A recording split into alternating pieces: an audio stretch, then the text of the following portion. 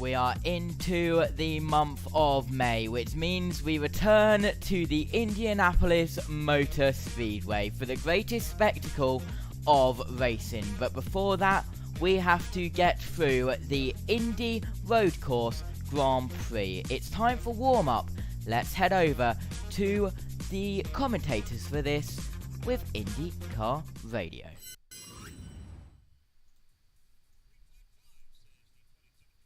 Today, we'll head out onto this course, 14 turns, a little less than 2.5 miles. When all was said and done yesterday, Davey Hamilton, it was Alex Palou flexing his muscle. He grabbed pole for the race. He sure did. And, no surprise. I think, he was excited. That's his fourth pole in a short career, and he's done so much already. But he was overly excited. I think it's because he wasn't at the top of the charts all day yesterday.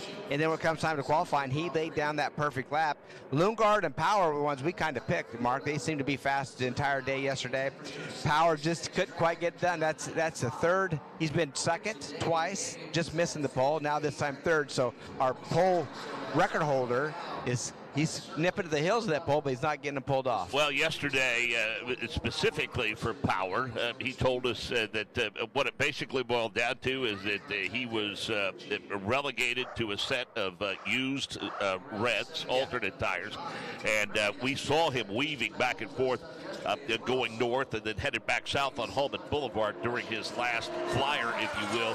He was doing all he could to build up heat in the tire, but he just couldn't find it up, and he still feels pretty darn good about his race. Yeah, he feels really good about the car. And sometimes what happens in rounds 1 and round 2 on those softer compound tires, you go out and try to get a perfect lap, and he may just use the really good out of those tires. I mean, they slow down as you use them, and I think that the other competitors, which would be in Alex and Christian, they had a tire that was just a little bit better.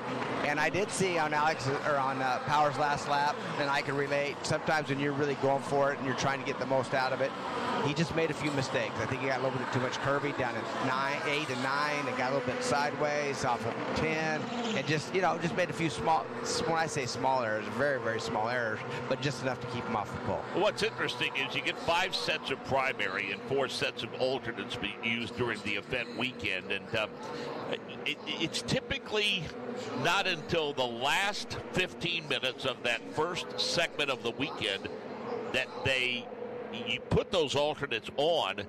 But I guess the trick is to try to maximize your usage in a minimal amount of laps with those alternates on Friday, in order to have the full complement of sticker reds. Yeah, that's right. Yeah, exactly. And one thing that they always do in the first session, which is the second session is ones I always thought that would be the best time to put them on for qualifying, but they allow you to use those tires, as you just said, to just try to get a lay of the land, what the car is going to take, what you need to change for the alternates. Now, what we're going to see here in this final warm-up, Mark, is you'll see these drivers and teams.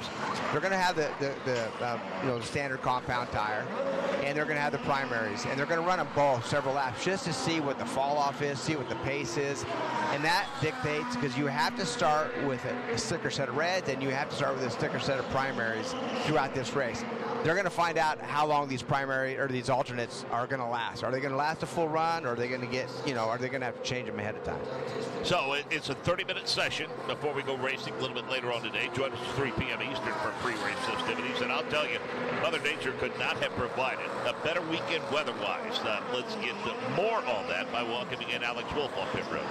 And you are absolutely right about that, Mark Jeans. Again, sunshine, blue skies, ambient temperature of 67. Track temperature is at 94 degrees as we get ready for this final warm-up session for the Sanzio Grand Prix. Yeah, thank you, Alex. Look forward to your work all day long, along with Brian Marine and Michael Young on pit road. And we'll have, for the race later today, we'll have Jay Query down at turn 1. Nick Yeoman will be high atop the pagoda to call action along Holman Boulevard. And then Kristen Ehring will be atop the suites in what is turn 2 on the oval to handle that portion of the course, and then we'll help to bring them home. Early on, Kyle Kirkwood, Felix Rosenqvist, Blomqvist, Christian Lundgaard, Scott McLaughlin, Marcus Armstrong, the top 5. A couple of drivers that have some work to do, Davey. Scott McLaughlin, Rinus VeeKay, starting 13th and 12th, respectively. Augustin Canapino has to be a bit disappointed after being fast in practice. He did no better than 15th. Santino Ferrucci, he was within the top 10 a lot. He was 16th quickest. Let's go a little bit further down. Marcus Ericsson starting 21st. Romain Grosjean 23rd. And Colton Herta, it appeared as though that they ran out of fuel. At least that's what Rob Edwards told our pit reporters, that he ran out of fuel, Davey, and Colton Herta will do no better than 24th today. Yeah, Colton, unfortunate. We're watching a little replay right here. Santino Ferrucci and Grosjean have been together and having issues for the last few races. Just seems like they can't get apart. Santino showed his unpleasure with Grosjean coming into turn 10 right there, with telling him he was number 1. Pretty, it's hard to get your hand off the wheel right there. Ferrucci did pretty good, but anyways, we've seen some issues there between those two drivers. We'll have to keep track of that over the weekend. But you're right, with Colton Herta running out of fuel, Mark, it's 7 pounds a gallon. So if you put 1 extra gallon in there just to make sure if you need that extra lap or to complete a lap, it's not that much. It's not a do or die, and should always be safe. So I'm sure in that Andretti camp they had a long discussion amongst everybody, going, do not run out of fuel. I mean, it's like, don't win the race on the first lap. It's also don't run out of fuel. I mean, you got to have fuel. Now, if you're running at the end of the race and it's a fuel race and you're leading, that's different. But for qualifying, put that extra gallon in and make sure Colt has a fair opportunity. And what that does, puts him in 24th. Not too happy. Now, I haven't talked to the team if there was a fuel pickup problem or if they flat out didn't put enough fuel in it. So that's something we need to check. Well, Kyle Kirkwood, as we mentioned, 14th. Marcus Ericsson, 21st. And Colton Herta starting 24th. We speculated that would be a very interesting debrief in the Andretti Global camp. Yeah, it's going to be for sure. The best Andretti car right now is Chadwick in the Indy Next. She got on the podium, but in the IndyCar side and even on the Next side, they just seem to be struggling except for her. So I'm sure that debrief went long last night. I'm sure they went home when the sun went down. And one other driver to look at and that you hope has a little bit of success, and that's Jack Harvey. He kind of bounced around a little bit. Went, he was with Meyer Shank, then went to Ray Hall, and now is with Coyne. It's not per se a full-time deal, but he's good here. And, right. and he actually qualified 17th, which you think, so that's 17th. It's not that great. But you know what? That he could make something happen today, and I like to see him make something. I think he just missed by a couple of tenths getting in the round of 12. Yeah, no, it was very, very close. So, so that's going to be an interesting driver to watch. Pourchaire, that's another rookie that's in that Arrow McLaren car. He said, you know what, he's taking it all in. It's like drinking, water from a fire hose. It's just so much to take in right now and trying to find the speed that he needs with that McLaren team. And that's another one. I think he races pretty darn good. As he goes, he gets better and better. So he's starting in that 18th position. So there could be a lot of action today with some of these drivers coming from the back to the front. Well, no decision has been made with regards to that car for the Indianapolis 500. I mean, he did some oval testing recently, got a big kick out of it. He said couldn't get over how fast the car was, but he has been announced as in that car for the rest of the season. After the 500. After the 500. Yeah. Still nobody. We don't know who's going to be in for the 500. I keep hearing a lot of rumors. I mean, there's people out there that I wish, obviously our friend Simon Pagino just not ready to come back, but that'd been a good opportunity. He's so good around this place to have somebody like that fill in. And there's a lot of good drivers. I'm not going to mention all of them because I don't know who they're going to pick, but they have a slew of drivers they can pick from that to do a good job. We haven't talked much about it, but certainly a lot of attention going to be drawn to practice and qualifying with the addition of Kyle Larson to the field this year. Yeah, that's I already see Kyle Larson's souvenir trader down here. I mean, they're coming in full strength. It's all McLarened up. Mr. Hendricks and Jeff Gordon obviously giving him the green light to come over here to do this. They're going to be part of the program. It's really exciting to see somebody. Kyle has just loads of talent. Doesn't matter what he's in. From the time he got in race car as a little kid till today, nothing surprises me with that kid. And when he gets in a completely different style race car, I think from a sprint car, a midget, a late model, it doesn't matter. He goes right to the front and he catches on very quickly. So it's great to have an opportunity to have him in the Indy 500 for himself and for this R Series. VeeKay, Newgarden, Grosjean, Power. Now Kyle Kirkwood goes to second. So Power slips to fifth. McLaughlin, Rossi, Blomqvist, Lundqvist, and Award the top 10. Herta, Simpson, Canapino, Erickson, Armstrong, the top 15 fastest so far. As we mentioned, Ritas VK with a time of 1:10.389. Alex Wolf. And one of the drivers who's not been out on track yet in this warm-up session is Pietro Fittipaldi in the MyJack Honda for Rahal Letterman Lanigan Racing. Apparently, before the session got underway, there was some contact to the rear of the car that did some damage. They right now have the rear wing off, and they were doing some work around the gearbox area. I think we're going to try to test the 30 car right now before reaffixing that rear wing and try to get some sort of track time for Pietro before he rolls off the 11th today. Yeah, that hampers your progress a little bit, Davey, when you're trying to put together race strategy to see how your car's going to do on long runs. You know, that's another great story, and I'm glad Alex brought him up, being that, you know, this is his best qualifying run. It seems like Pedro's struggled, and let's just be honest, been struggling qualifying, and the races just hasn't had that luck along with him.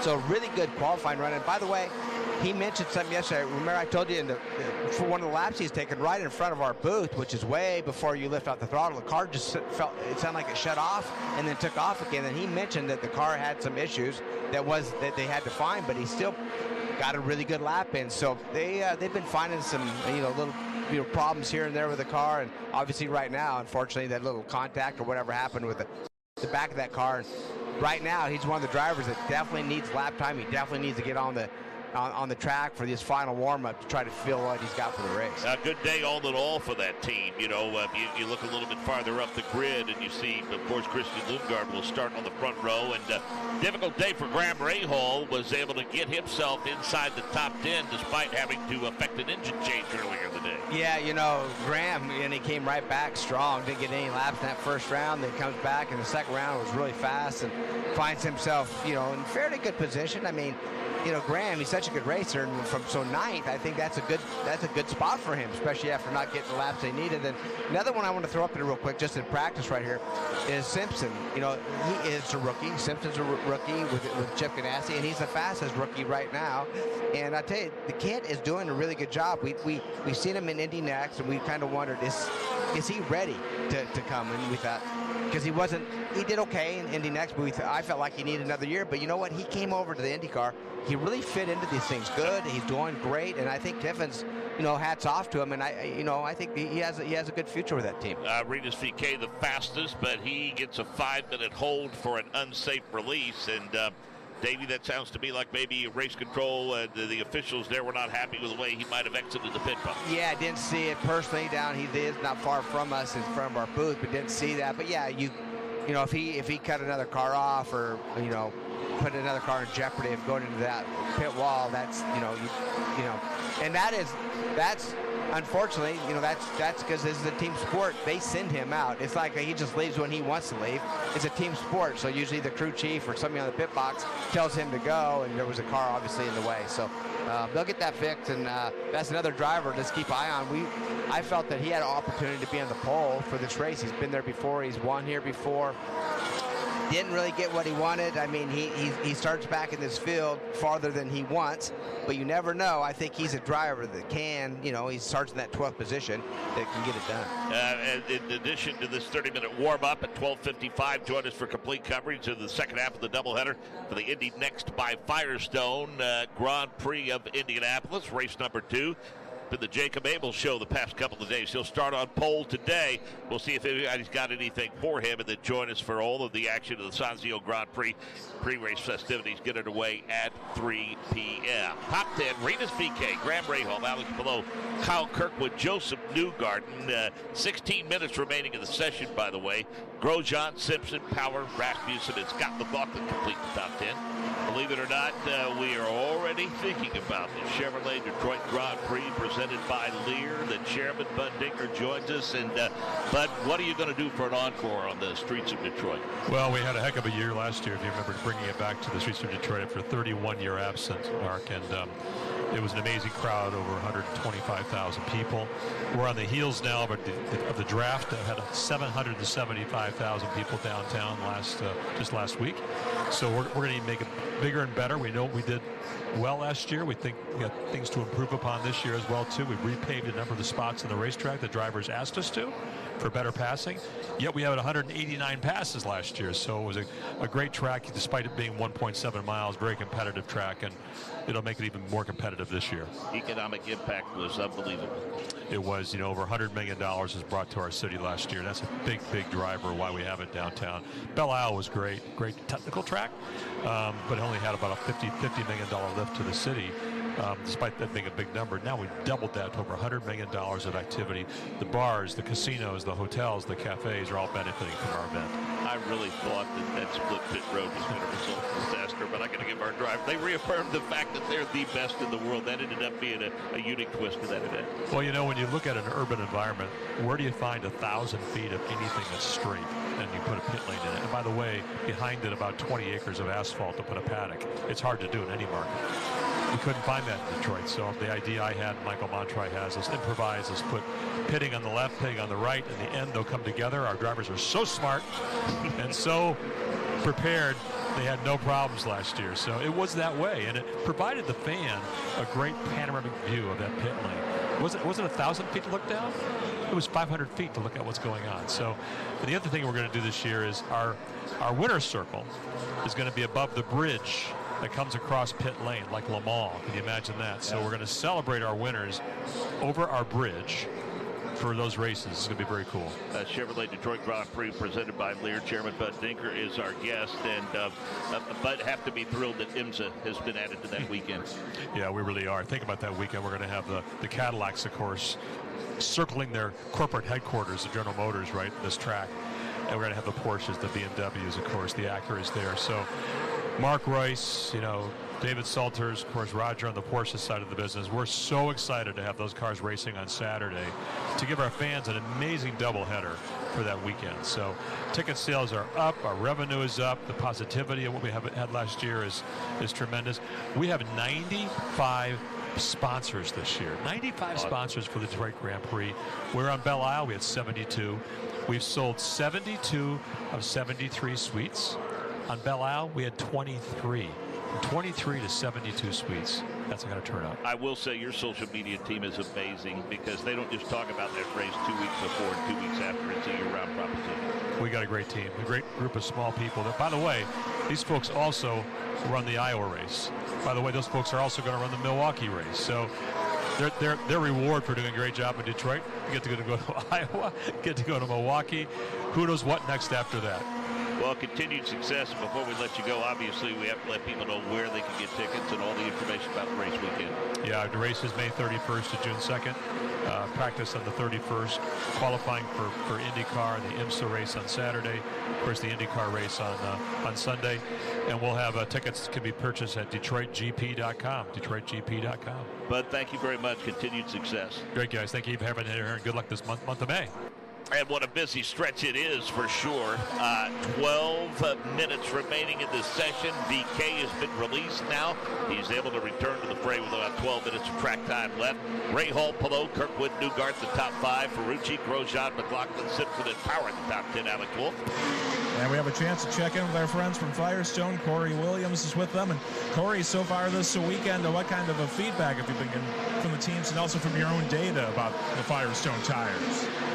This weekend we actually brought a new primary compound, a little more durable compound, but with the tires there's a lot of trade-offs, so with the durability improvement we sacrificed grip a little bit, but these are the same alternates that we brought for the second Indy road course race last year, which performed very well, so probably a little more grip with the alternates this weekend. Now, when you make the decision about compounded tire to bring, is it sort of a collaborative effort? Do you talk to teams and drivers? Is it your own engineers? Sort of what's that a process like? Yeah, it is very collaborative. So we collect a lot of data. Our engineers are at the track, back in the office as well. So a lot of data crunching, and we work with INDYCAR and the teams as well to utilize their feedback to help us with our compound and design decisions. Also, of course, Indy Next by Firestone in competition. What's those tires been like, and how close are they to the tires on the Indy cars for the Sanzio Grand Prix? So the Indy Next, I think, sorry, is what you asked about. I couldn't quite hear you there, but Indy Next, so it's the construction and compounds that we utilized at all our road and street course events this year. Same construction and compound that we utilized last year as well. Very well performing tire for IndyNext, so we're excited that, to supply that tire for them again this year. And lastly, just real quick, what's the process like over the next couple of days as you guys have to convert just like these teams from the road course to the oval? Yeah, exactly. We have to switch gears, right, from the road course over to the ovals, but the ovals this year, we're utilizing our sustainable monomer tires for the ovals, so we're excited to have those utilized at the Indy 500 this year. Well, Corey, we always appreciate your time, and good luck today with Firestone. Thank you so much. So interesting, Davey, because we're looking at a new primary compound that's more durable but offers less grip. Meanwhile, alternate, same one used in race number 2 last year. And while we know what the durability's like with the alternates, they do provide a bit more grip. So just what we like to see and trade off in a gamble, right? Yeah, I know that, and that's part of the strategy of this race. It makes it really interesting. And we see right now, Mark, majority of the cars, there's only one. Let me see, we got 6 drivers right now on the black standard compound tire. The rest of them are on their alternates, and they're just trying to see what the pace is. We see Rosenquist actually go down into turn 8 and turn 7, get a little bit sideways. Doesn't look like the grip's there. Don't know how many laps are on those tires.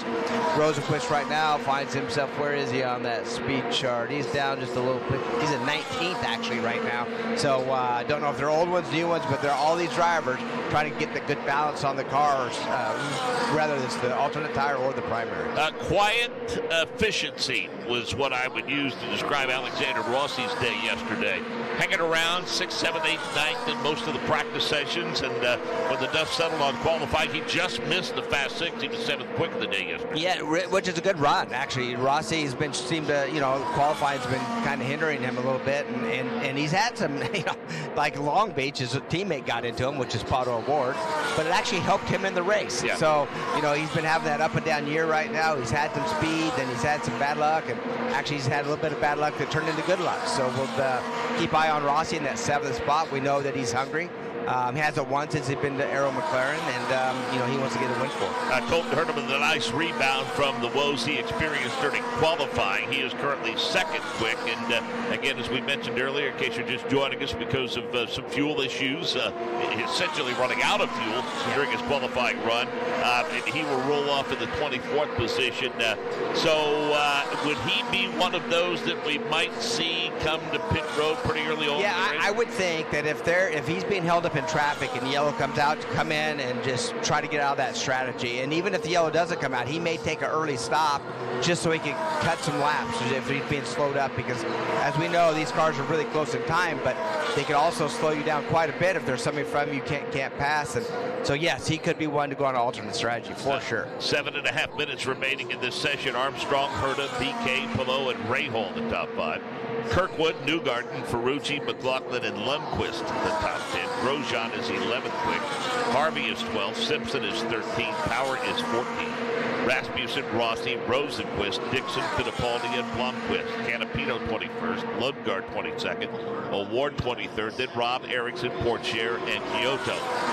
If you're Romain Grosjean, need another good weekend, another good finish. This is a guy, as much as any that I have seen in this series over the past couple of years, that quite frankly, I know a lot of people say you make your own luck, but this guy can use them. Yeah, no question about it. It's funny right now. I'm showing some the replays right now. Barber and Ferrucci, he's pretty aggressive going through the field. But him and actually we're talking, Grosjean and Ferrucci, they're on track again right now. They've already had some incidents this weekend.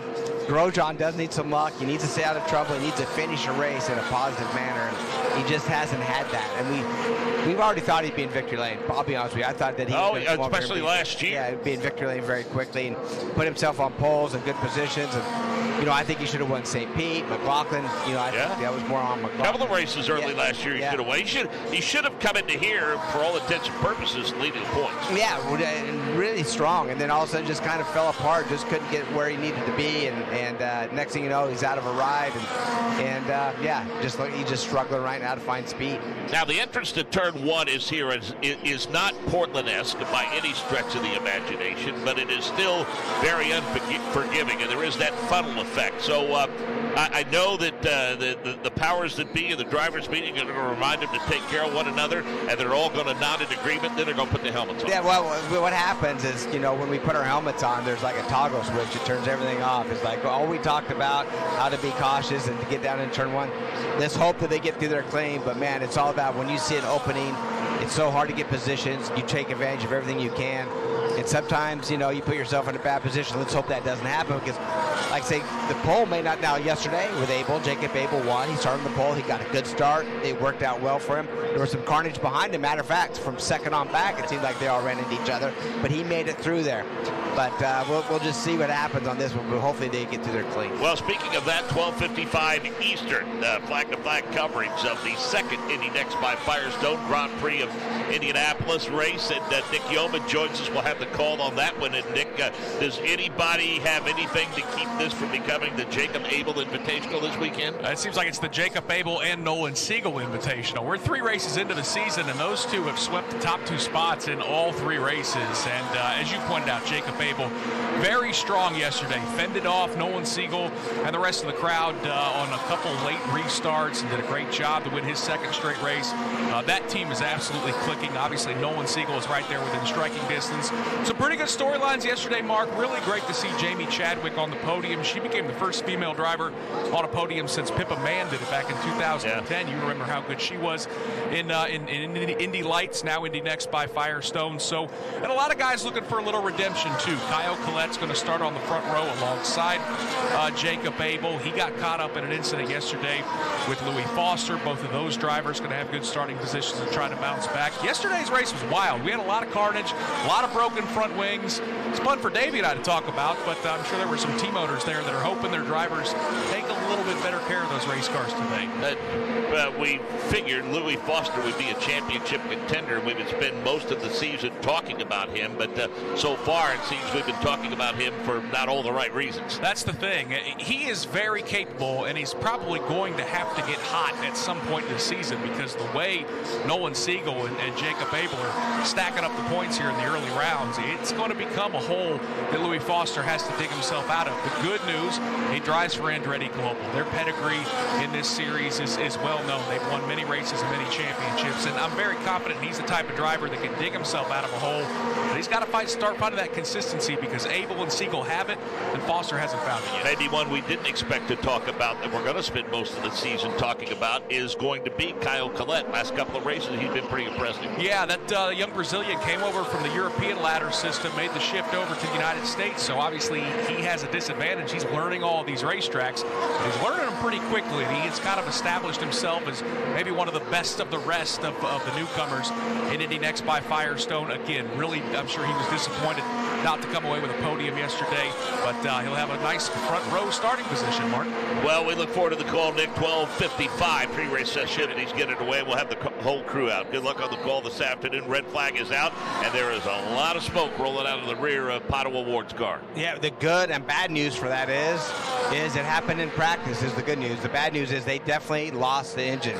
That power plant, Chevrolet power plant, is definitely has smoke. We've seen that yesterday with the Honda too. We just don't see failures. We just don't see them in here on this track. We've seen several, and that motor is definitely expired for sure. Wow. Got a little bit of flames coming out of the back of that.